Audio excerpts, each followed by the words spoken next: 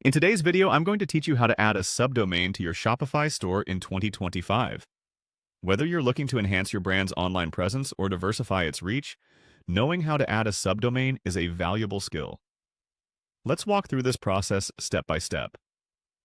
First, you'll need to access your Shopify admin area. This is your home base for managing your store, so go ahead and log in if you haven't already. Once you're in, find the option labeled Settings. This is your gateway to all the customizable features Shopify has to offer, and today we'll focus on domains. Next, after clicking on Settings, look for the Domains tab. This section manages everything related to your store's web addresses.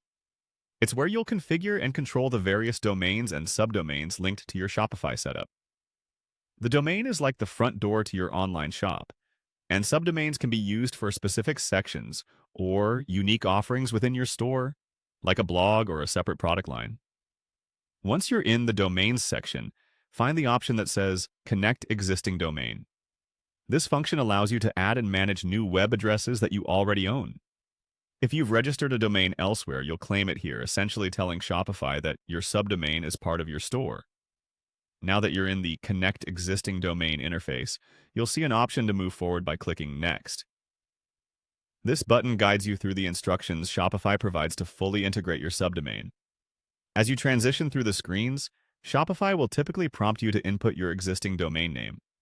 Remember, this includes your primary domain, the main site address, and the subcomponent you've designated as the subdomain. At this stage, keep your domain registrar details handy. You might need to update DNS records for this step, which can be a bit technical. Essentially, what you're doing is pointing your registrar's settings to Shopify's servers.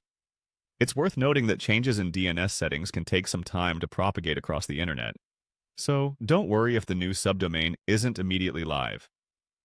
Lastly, make sure that your subdomain's functionality in Shopify aligns with your business needs.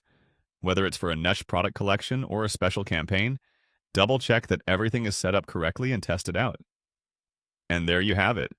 You've successfully added a subdomain to your Shopify store.